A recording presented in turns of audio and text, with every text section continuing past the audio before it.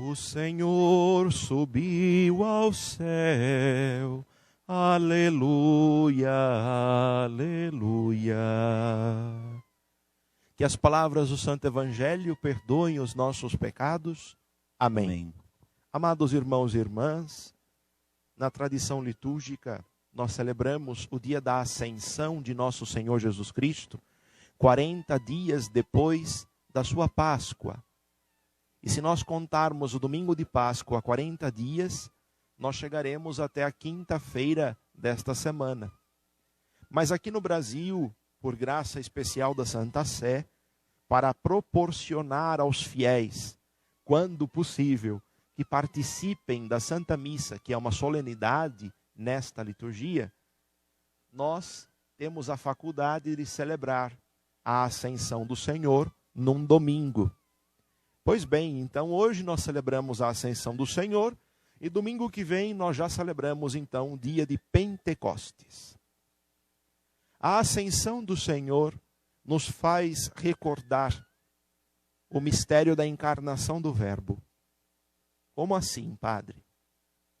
Deus amou tanto o mundo que enviou seu Filho. O Verbo eterno do Pai, Jesus Cristo, a segunda pessoa da Santíssima Trindade, num determinado momento histórico se encarna sob a ação do Espírito Santo no seio da Virgem Maria. Se faz homem, sendo Deus, assume nossa natureza humana. E aí então Jesus Cristo possui uma dupla natureza, a natureza divina e a natureza humana. Mas para que isso foi necessário?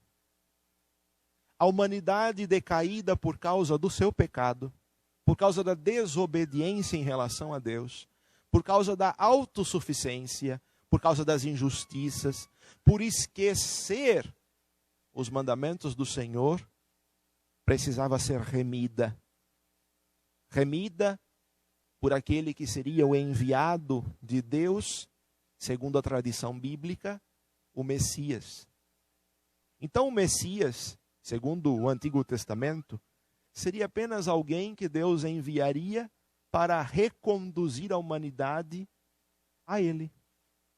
A grande surpresa que nós temos aqui é que este enviado do Pai é Deus, assim como o Pai. Então é Deus que se encarna e habita entre nós. Este é o nosso Messias Salvador, Jesus Cristo, nosso Senhor. E a partir do momento, então, que assume a nossa natureza humana, ele começa a dignificar a nossa natureza humana, que já estava condenada pelo pecado e pela morte. E esta dignificação da nossa natureza humana passa, inclusive, pela sua paixão e morte de cruz, chegando à plenitude da vida com a sua ressurreição. Então, quando nós celebramos a ascensão de nosso Senhor Jesus Cristo, nós celebramos a glorificação da natureza humana. Sim, pela ressurreição e ascensão do Senhor, você e eu participamos da glória de Cristo Jesus. Jesus que tudo fez para a glória do Pai. E Deus tanto nos ama que não quer que nós nos percamos, por isso enviou seu único Filho para nos remir do pecado e da morte, nos salvar e nos fazer participar da sua glória. É isso que nós celebramos hoje na ascensão de nosso Senhor Jesus Cristo. Mas também celebramos hoje o senhorio de Cristo. É claro que Deus, a segunda pessoa da Santíssima Trindade, sempre é Deus. Nós recordamos, né? Por Ele todas as coisas foram feitas, sem Ele nada foi criado. Ninguém criou Deus, Deus é, e ponto final. Então Ele é onipotente desde sempre. Mas Jesus Cristo faz com que a nossa natureza corruptível, ou seja, a natureza humana, que Ele assumiu, adentre ao céu, para ser dignificada na glória desta vida eterna. E quando entra no céu, depois da sua ressurreição, depois de estar aqui com os seus apóstolos, nós precisamos entender que Jesus apareceu entre os seus apóstolos com um corpo glorioso. Tomé, pode tocar aqui nas minhas chagas. Eu estou com fome, vamos aí. O que vocês têm para comer? Não é um fantasma, sou eu. Vocês se recordam dessas passagens, não é? 40 dias depois da ressurreição, o Senhor passou entre os seus apóstolos. E depois sobe aos céus diante deles. Então Jesus introduz a nossa natureza humana na glória celeste, quando sobe aos céus. E quando chega no céu, se assenta à direita do Pai, e ali então recebe o senhorio do Pai, do céu e da terra. Então hoje nós também celebramos esta certeza de que Jesus Cristo é o Rei do céu e o Rei da terra. Claro que esta celebração litúrgica, nós a celebramos no último domingo do tempo litúrgico, ou melhor, do ano litúrgico, que é chamado Domingo de Cristo Rei. Mas o senhorio de Cristo nós já podemos contemplar neste momento aqui da sua ressurreição e ascensão, quando se assenta à direita do Pai. Se naquele tempo em que Jesus passou aqui, junto com os seus apóstolos, ensinando-os e capacitando-os para darem continuidade à sua missão, era o tempo de Cristo, hoje nós podemos dizer que, cronologicamente falando, é o tempo da igreja, é o tempo do Espírito Santo. Depois que Jesus sobe aos céus, ele não deixa a sua igreja órfã, ele não deixa os seus apóstolos órfãos. Durante estas 2 semanas, pelo menos, agora do tempo da Páscoa, no Evangelho, nós estávamos no contexto da última ceia, em que Jesus Cristo sempre dizia: vocês estão me vendo, mas por pouco tempo, logo mais não me verão, mas depois me verão novamente, mas depois não me verão de novo, mas eu não vos deixarei órfãos. Eu enviarei sobre vocês um outro advogado, o Paráclito, o Defensor, o Espírito Santo. Então nós já vivemos, desde o momento da ascensão do Senhor, o tempo da igreja, o tempo do Espírito Santo.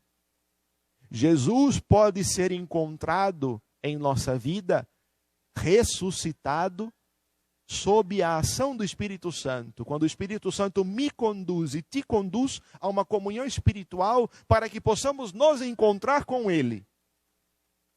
E é o Espírito Santo quem nos fará recordar todas essas coisas que Ele nos ensinou, para que eu e você possamos dar continuidade à missão que o próprio Cristo Jesus instaurou neste mundo.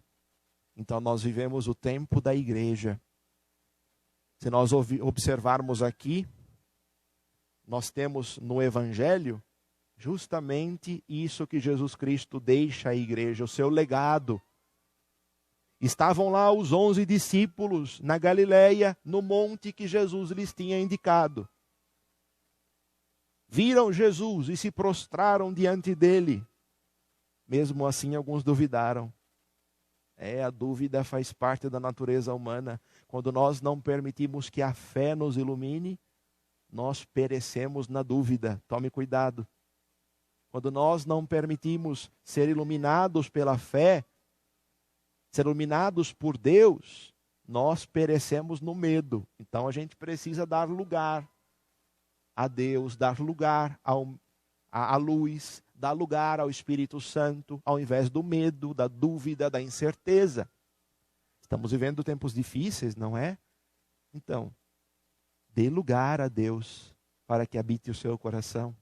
Dê lugar à luz que vem do alto, que é o Espírito Santo, para que te arranque do medo e das incertezas, mesmo nesse tempo difícil. E aí então, Jesus aproxima-se dele e diz: toda a autoridade me foi dada no céu e sobre a terra. Aqui nós já proclamamos então, nós já vemos o senhorio de Cristo Jesus. Aquilo que o padre lhes tinha dito. O senhorio de Cristo é proclamado aqui. Ele é Deus. E Deus possui de per si a autoridade. E aí então, Jesus Cristo, ele transmite a sua autoridade aos apóstolos. Ele transmite a sua autoridade à igreja quando diz: portanto, ide e fazei discípulos meus, todos os povos. Ide. Este ide aqui, este verbo ir, no imperativo, se a gente pegar a tradução em grego, dá uma ideia de continuidade. Então, é assim, é como um indo, né? Continue indo. Ou seja, você está sendo sempre enviado. Esta missão de Cristo, ela é constante. Ele não disse ide somente aos apóstolos. Ele continua dizendo ide aos seus sucessores, os bispos, a nós que somos cooperadores, os sacerdotes, aos diáconos, a você, amado irmão e irmã, fiel, leigo e leiga.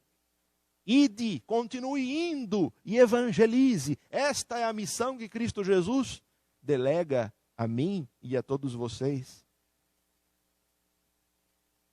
E quando nós assumimos essa missão de Jesus, nós nos conscientizamos de que é preciso tornar todos os povos discípulos dele.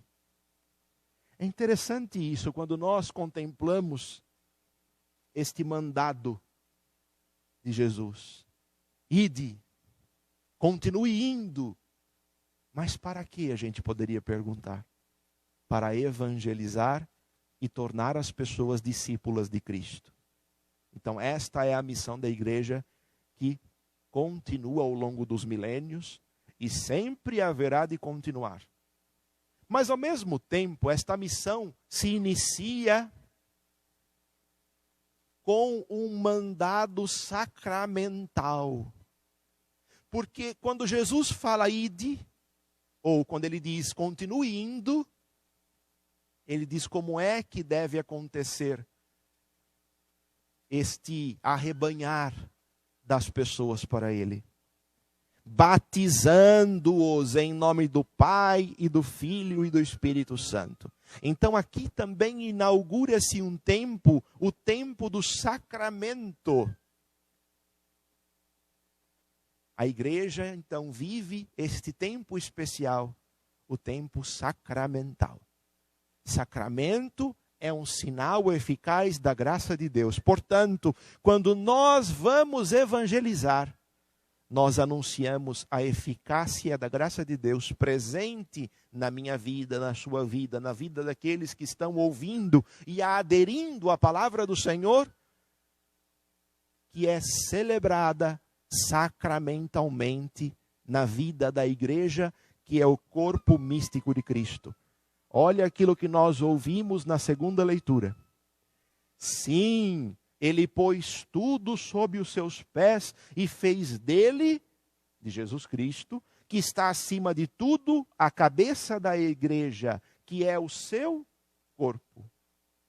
Então, minha gente, nós pelo batismo formamos o corpo místico de Cristo, que é a sua igreja, cuja cabeça é ele próprio. E a cabeça conduz, a cabeça guia, a cabeça orienta a igreja. Esta é a missão, este é o legado que nós recebemos de Jesus Cristo. E aí então nós entendemos que esta mãe, que é a igreja, que gera novas vidas para Cristo, também é mestra. Olha só. Batizando-os em nome do Pai, do Filho e do Espírito Santo e ensinando-os a observar tudo o que eu vos ordenei. A igreja, na sua missão evangelizadora, também é mestra. Mestra que ensina a palavra. Mestra que interpreta autenticamente a Sagrada Escritura e faz com que a doutrina seja conhecida Mestra, quando orienta os seus filhos. Mestra, quando corrige também seus filhos. Porque a mãe não quer ver o seu filho se prejudicar, não é? Quando uma mãe percebe que o seu filho, uma mãe que ama o filho, né? Quando a mãe percebe que o seu filho está indo para o caminho errado, o que que faz? Espera lá, pega na orelha, vem cá, é por aqui que tem que ir. E a igreja é mãe e mestra também, quando exerce no seu magistério este poder de corrigir, esta autoridade de dizer, olha, você está pensando isso, está errado. Infelizmente, muita gente hoje se esquece disso, mas não podemos nos esquecer. A igreja que assumiu a missão de Cristo para dar continuidade à missão dele, impulsionada pelo poder do Espírito Santo, ela corrige porque ama. E amando nos educa, amando nos ensina a observar e a recordar tudo aquilo que o próprio Cristo Jesus nos ensinou. E depois, por fim, lá no finalzinho do último versículo do Evangelho de hoje, segundo Mateus, aparece aqui uma certeza que Jesus Cristo quer deixar para nós, a fim de nos consolar, de nos confortar diante das incertezas do mundo. É muito bom, né? Saber que nós temos segurança na palavra de Deus, que nós podemos pela fé confiar nesta palavra do próprio Cristo, num mundo tão instável, num mundo tão incerto, tão repleto de ideologias que são contrárias àquilo que nós acreditamos. E aí nós entendemos também a respeito da eficácia da ação do Espírito Santo, que é chamado como advogado, paráclito, defensor. Eis que eu estarei convosco todos os dias até ao fim do mundo. Aqui na tradução litúrgica nós temos uma certa imprecisão. Se a gente pegar o original grego, Jesus vai dizer assim: eis que eu estou convosco todos os dias. O Padre Paulo Ricardo fez essa correção quando eu estava ouvindo. Eis que eu estou convosco todos os dias. Jesus Cristo está presente. Jesus Cristo não é passado.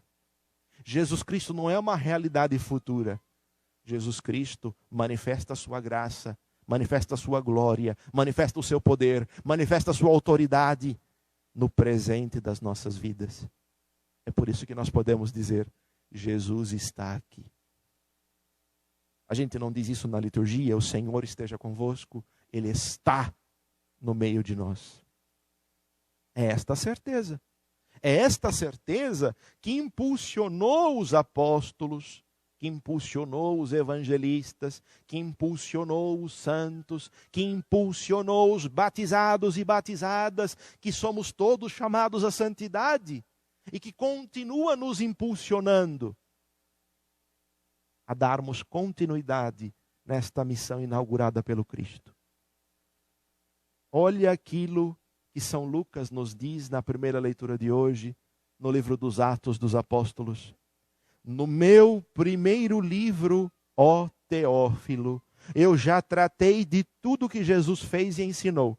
E aí vai recordando até chegar o momento em que diante dos apóstolos ele sobe aos céus. Mas olha que interessante.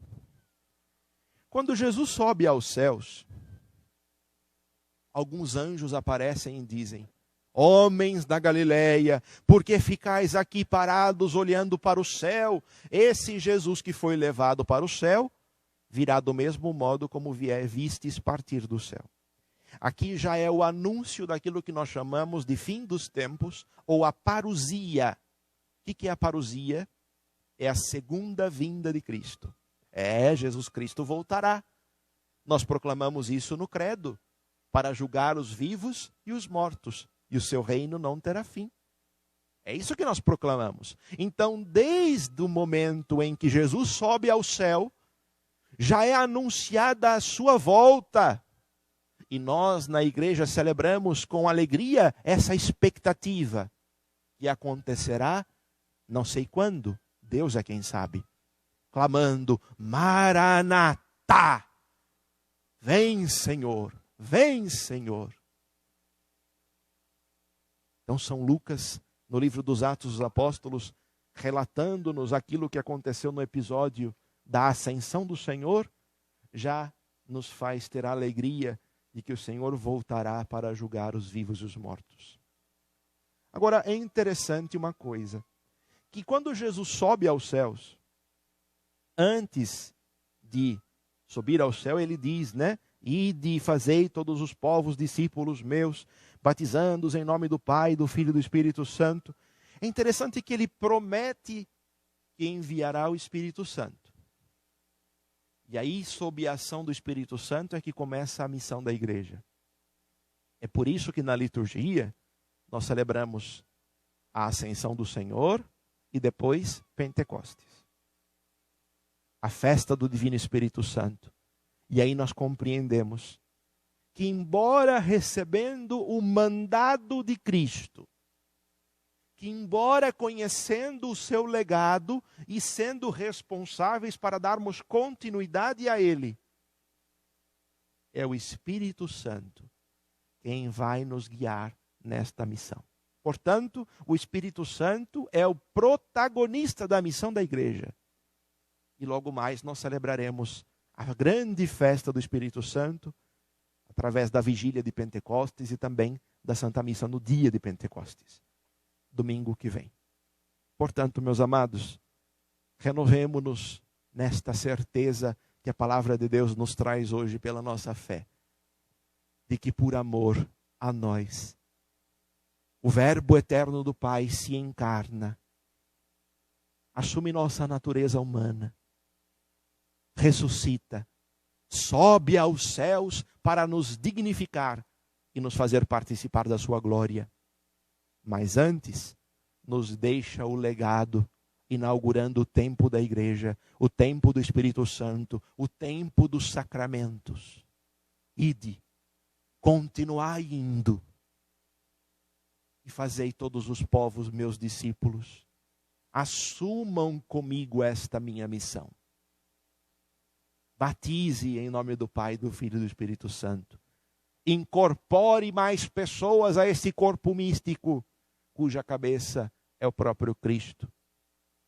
O Espírito Santo nos guiará nesta missão até os confins dos tempos. Esta é a promessa que Cristo Jesus realiza em nós, na igreja.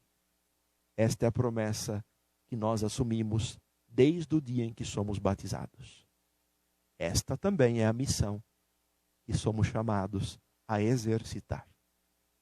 Louvado seja nosso Senhor Jesus Cristo, para sempre seja louvado.